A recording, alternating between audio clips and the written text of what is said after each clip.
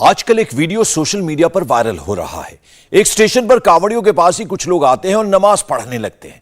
फिर जब ट्रेन चलने लगती है तो भागकर ट्रेन की तरफ जाते हैं। आखिर कहां का है वीडियो और इसे अभी क्यों वायरल किया जा रहा है? क्या यह किसी की शरारत है? क्या इसके पीछे कोई साजिश है?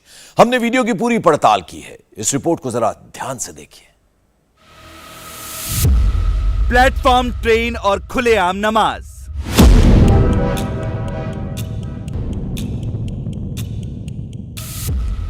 एक तरफ कांवड़िए, दूसरी तरफ नमाजी। जहां भजन कीर्तन, वहीं नमाज क्यों?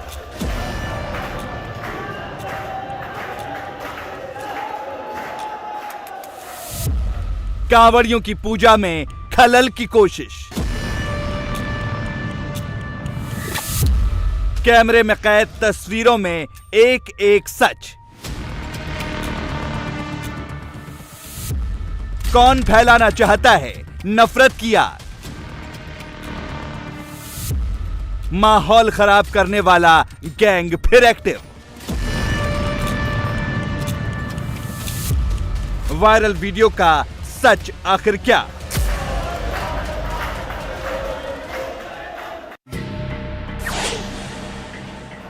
देश में नफरत और गुस्से की आग आखिर कौन फैलाना चाहता है? कौन है जो हर वक्त तनाव भड़काने की कोशिश में जी जान से जुटा है? अमन और शांति का दुश्मन है कौन? माहौल खराब करने की कोशिश का एक वीडियो बहुत तेजी से वायरल हो रहा है।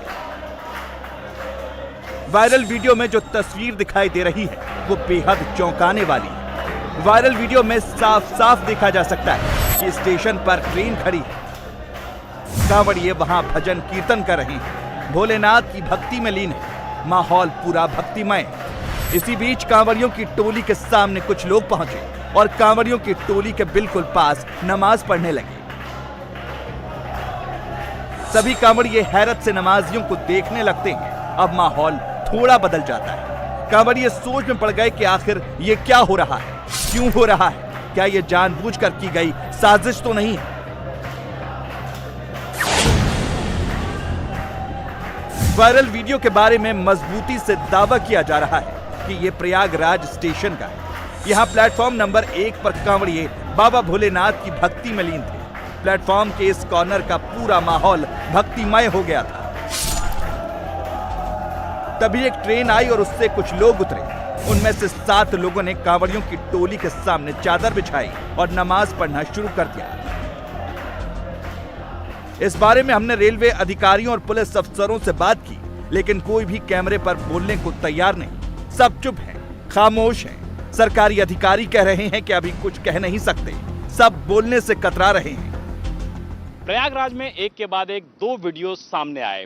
दूसरे वीडियो के बारे में जब हमने प्रयागराज के पीआरओ के साथ साथ बाकी अधिकारियों से संपर्क करने की कोशिश की तो अधिकारियों ने इंफॉर्मेशन तो जरूर दी, लेकिन कोई भी अधिकारी कैमरे पर बातचीत करने के लिए तैयार नहीं हुआ।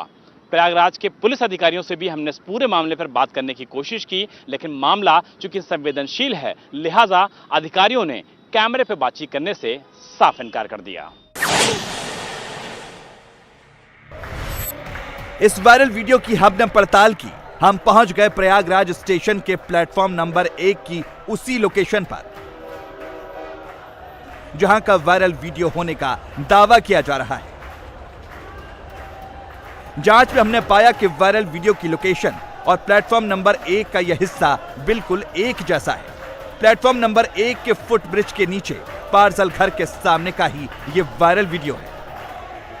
नमाज का वीडियो प्रयागराज रेलवे स्टेशन से वायरल हुआ तो इस पूरे मामले की सच्चाई जानने के लिए, उसके तह तक पहुंचने के लिए इंडिया टीवी की टीम प्रयागराज रेलवे स्टेशन गई। हमने अधिकारियों से बातचीत की, अनऑफिशियल और ऑफिशियल इंफॉर्मेशन पता की तो पता लगा कि वायरल हो रहा वीडियो प्रयागराज रेलवे स्टेशन का ही है और ये वीडियो पूरी तरीके से सच है, क्योंकि जो हकीकत सामने आई है इन्वेस्टिगेशन के बाद वो साबित करती है कि वायरल वीडियो पूरी तरीके से सच है।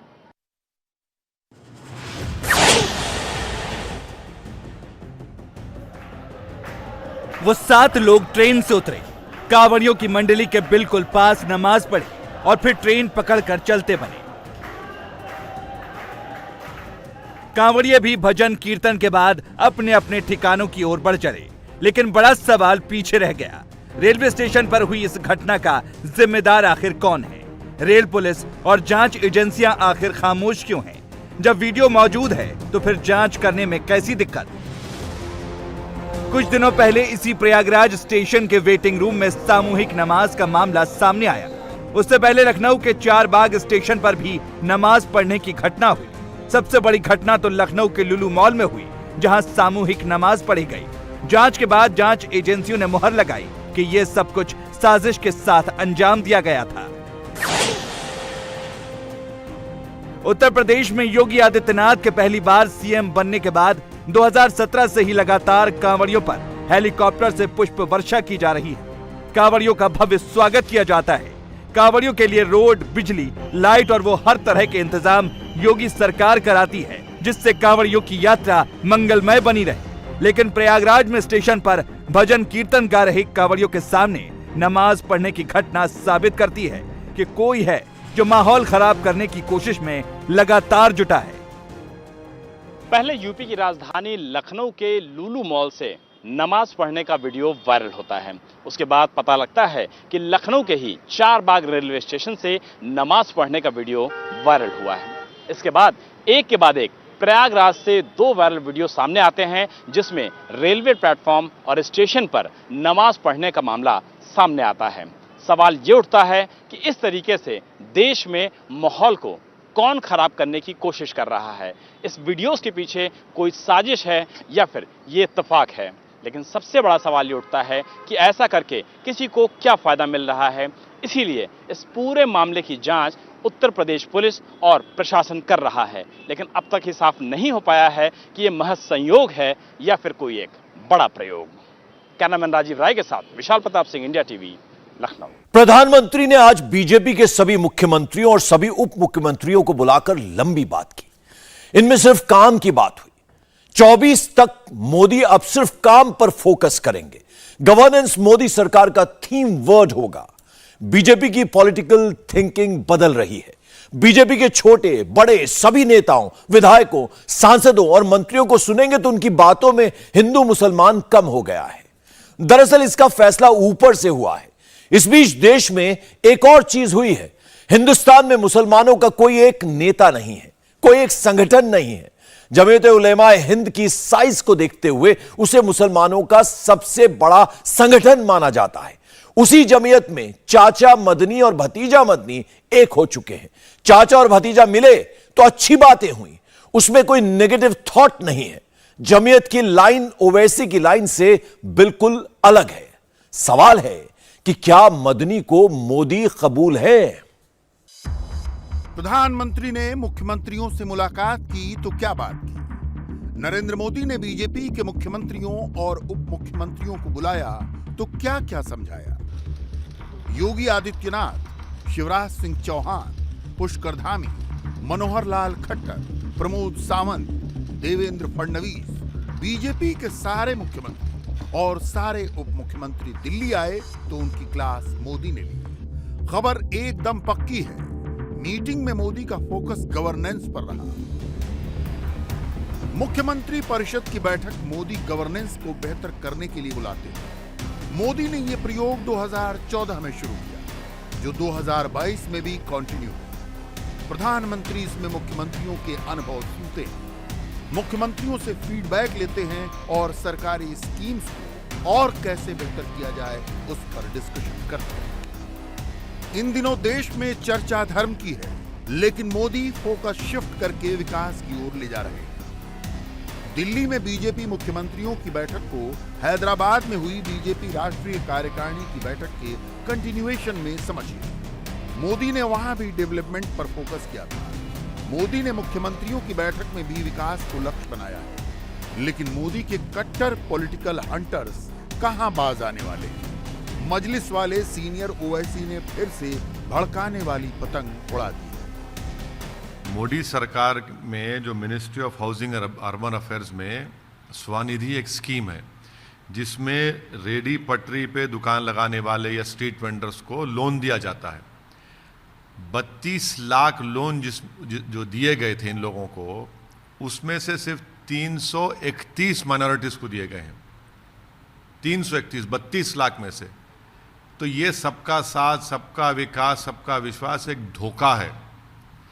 32 लाख में आप सिर्फ 331 देते हैं माइनॉरिटीज को, जबकि एनएसओ का डेटा है 2009-10 का, जिसमें से कहा गया है कि अर्बन एरिया में जो मुसलमान सेल्फ एम्प्लॉयमेंट में है वो 50% है। हमारे हिंदू भाई जो हैं वो 33% है। जब 50% अर्बन एरियाज में सेल्फ एम्प्लॉयमेंट मुसलमान है, आप 32 लाख में से 331 को देते हैं। इससे ये बात साफ जाहिर होती है कि नरेंद्र मोदी बहैसियत प्रधानमंत्री गोलवालकर और सावरकर के उस काम को मुकम्मल कर रहे हैं कि भारत के मुसलमानों को सेकंड क्लास सिटीजन बना दिया जाए। ओवैसी ने मोदी पर आरोप लगाने के लिए जितना बताया उससे ज्यादा छिपाया। सच्चाई हम बताते हैं। PM street vendor Atmanirbhar Nidhi यानी पीएम स्वनिधि योजना के तहत रेहड़ी पटरी वालों को 10,000 से लेकर 50,000 तक का लोन मिलता है। ओवैसी ने जिस आरटीआई क्वेरी की एक लाइन उठाकर हेडलाइन बना दी, उसी में यह भी बताया गया है कि उत्तर प्रदेश में जितने मुसलमानों ने लोन का एप्लीकेशन दिया, उनमें से 100% एप्लीकेंट्स को लोन मिला। दिल्ली में जितने मुसलमानों ने लोन के लिए अप्लाई किया, उनमें से 77% एप्लीकेंट्स को लोन मिला। तेलंगाना में जितने मुसलमानों ने लोन अप्लाई किया, उनमें से 67% एप्लीकेंट्स को लोन मिला। गुजरात में 63% मुस्लिम एप्लीकेंट्स को स्वनिधि स्कीम के तहत लोन मिला। बात लोन की है ही नहीं। मोदी के शासन में लोन वाला सिस्टम तो एकदम ट्रांसपेरेंट है। मोदी 10,000 के लोन से ही लाखों परिवारों को रोजगार दिला रहे हैं। ओवैसी की समस्या दूसरी है। देश में कुछ ऐसा हुआ है जिसमें ओवैसी को अपनी पतंग कटती हुई दिख रही है। हिंदुस्तान में मुसलमानों के सबसे बड़े संगठन जमीयत उलमाए हिंद के दो गुट मिलकर एक हो रहे हैं। चचा अरशद मदनी और भतीजा महमूद मदनी दोनों ने हाथ मिला लिया है। चाचा और भतीजे की लाइन पहले अलग थी, अब दोनों की लाइन एक हो गई है। जब ऑर्गेनाइजेशन में कोई झगड़ा हो किसी मुद्दे को लेके, तो उसको ख़त्म किया जाना ज़रूरी होता है। ख़त्म करेंगे तो और ज़्यादा अच्छे से एजुकेशन पर, हेल्थ पर और जो भी मुद्दे आते हैं इंटरनल एक्सटर्नल, उन पे सब पे काम अच्छे से कर सकेंगे। देवबंदी मुसलमानों के लिए जमीयत उलमाए हिंद हिंदुस्तान का सबसे अजीम संगठन है। ओवैसी पूरे हिंदुस्तान में नकीब मिल्लत कहलाने का ख्वाब रखते हैं, लेकिन जमीयत जैसे संगठन उनको रोड़ा लगते हैं। लाख हाथ पैर मारने पर भी ओवैसी अभी वहां तक नहीं पहुंच पाए जहां मदनी पहले से मौजूद है। जमीयत उलमाए हिंद 100 साल से भी पुराना संगठन है। यह सहारनपुर के देवबंद में सबसे बड़ा मदरसा चलाता है। जमीयत उलमाए हिंद मुसलमानों की शिक्षा पर काम करता है। जमीयत उलमाए हिंद मुसलमानों को कानूनी मदद देता है। महमूद मदनी अजीत डोवाल से भी मिलते हैं। 2020 में दिल्ली में तबलीग के मरकज में जब कोरोना बम फूटा था, तो मरकज के मौलाना साद को मनाने के लिए डोवाल ने महमूद मदनी से ही बात की थी। जमीयत उलमाए हिंद हिंदुओं को काफिर कहने से मना करता है। जमीयत उलमाए हिंद ने कोरोना वैक्सीन का सपोर्ट किया। महमूद मदनी ने नेशनल रजिस्टर ऑफ सिटीजन्स यानी एनआरसी का सपोर्ट किया। जमीयत ने 1947 में धर्म के आधार पर बंटवारे का भी विरोध किया। हमारे असलाफ ने, बुजुर्गों ने मजहब के नाम पर मुल्क की तकसीम की मुखालिफत की, और सब लोगों के मान लेने के बावजूद भी उन्होंने आखिर वक्त तक उस तकसीम को तस्लीम नहीं किया।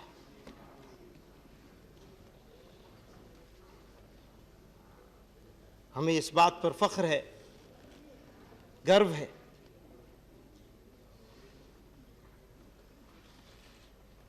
कि हमने ऑप्शन होने के बावजूद, हमारे पास ऑप्शन था कहीं और चले जाने का, हमने उस ऑप्शन को मंजूर नहीं किया। और इसी गली की है खाक से, इसी गली की है खाक से यहीं खाक अपनी मिलाएंगे, न बुलाए आपके आए हैं, न निकाले आपके जाएंगे। मदनी और ओवैसी में सबसे बड़ा फर्क यह है कि ओवैसी मुसलमानों को भड़काने में लगे रहते हैं, वहीं मदनी मुसलमानों को समझाने में लगे रहते हैं। मदनी मुसलमानों के हर मुद्दे को उठाते हैं, लेकिन वो मसले उलझाते नहीं बल्कि सुलझाते हैं। जुल्म बर्दाश्त कर लेना, अन्याय अत्याचार को सह लेना, गालियां खा लेना, बेइज्जत हो जाना और बेइज्जत होकर भी खामोश रह जाना, ये कोई हमसे सीखे। और हम कमजोर लोग हैं, हालात मुश्किल हैं, लेकिन मायूसी की कोई जरूरत नहीं है। ये तो हमारा जिगर जानता है कि हमारी क्या मुश्किल है, किसी और को क्या समझ में आएगा। जमीयत उलेमाए हिंद ने हेट क्राइम को रोकने के लिए एक डिपार्टमेंट बनाया है, हिंदुओं के साथ एकता बढ़ाने वाला प्रोग्राम बनाया है और भड़काऊ नारों और तकरीरों पर रोक लगाने की मांग की है। महमूद मदनी अब ये काम अपने चचा अरशद मदनी के साथ मिलकर करेंगे। उदयपुर में कन्हैयालाल का मर्डर हुआ तो ओवैसी जैसे मुस्लिम नेताओं ने पॉलिटिकल लाइन ले ली, जमीयत ने तब भी बैलेंस लाइन ली। राजस्थान के शहर उदयपुर में एक वाकया पेश आया। जमीयत उलमाए हिंद हमेशा कानून को अपने हाथ में लेकर किसी काम के करने की मुखालफत करती है। हम इस वाकये की भी मजम्मत करते हैं और ये समझते हैं कि ये इस्लाम की तालीमात के ख़िलाफ़ है और ऐसा अमल करना मुल्क के अंदर अमन व अमान को तहोबाला करने वाला है। जिस तरह हम हमेशा से मॉब लिंचिंग की मुखालफत करते चले आए और हमने हमेशा हुकूमत से ये कहा कि इसके खिलाफ कानून बनाओ, ऐसा करने वाले लोगों को पकड़ो, उन्हें जेल भेजो और उनको ऐसी सजा दो कि जो दूसरों के लिए इबरत हो। हम इसी तरह इसकी भी मजम्मत करते हैं और कानून यहाँ भी अपना काम करेगा। 100 साल पहले जमीयत की नींव महमूद मदनी के दादा हुसैन अहमद मदनी ने रखी। उसके बाद असद मदनी जमीयत के हेड बने। राज अंग्रेजों का रहा या आजादी के बाद कांग्रेस का, मदनी फैमिली का रुतबा कम नहीं हुआ। 14 साल पहले 2008 में महमूद मदनी और अरशद मदनी ने अपने रास्ते अलग कर लिए। उन दिनों महमूद मदनी राज्यसभा में आरएलडी के मेंबर थे। 2006 तक महमूद मदनी के पिता असद मदनी जमीयत उलेमाए हिंद के अध्यक्ष थे। असद मदनी की मौत के बाद उनके भाई अरशद मदनी और बेटे महमूद मदनी के बीच जमीयत में वर्चस्व को लेकर जंग शुरू हो गई।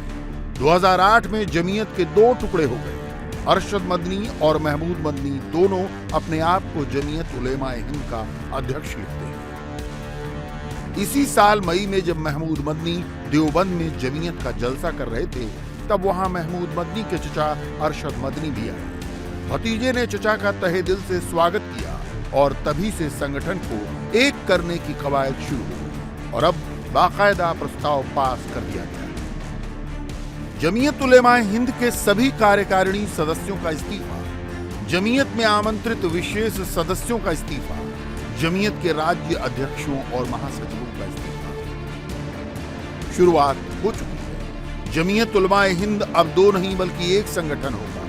जमीयत उलमाए हिंद के अध्यक्ष के पद से महमूद मदनी भी इस्तीफा दिया। परिस्थितियां क्या थी जब 2 गुटों में ये पूरा बट गया संगठन? कुछ साफ साफ जानना चाहूंगा मदनी साहब। संविधान को लेकर के और तरीकों को लेकर काम करने के इख्तलाफ हुआ था। जैसे वो पुरानी बहुत सारी बातें, छोटी छोटी बहुत सारी बातें जमा हो गई थी, तो ये हुआ कि भाई नहीं काम कर सकते साथ में। जी हाँ, आप ही के समाज के, खासतौर पर जो मुस्लिम समाज के लोग हैं या मुस्लिम समाज के बुजुर्ग हैं, बुद्धिजीवी हैं, वो शुरुआत में जब आप लोग अलग हुए तो ये आरोप लगा रहे थे कि सत्ता चाहिए, महमूद मदनी को भी, असद मदनी को भी, दोनों को अध्यक्ष बनना है, संगठन की जिम्मेदारी चाहिए, इस वजह से मतभेद है। अगर संगठन में अध्यक्ष बनना होता तो 2008 में जब अलग हुए थे तो मैं अध्यक्ष बनता।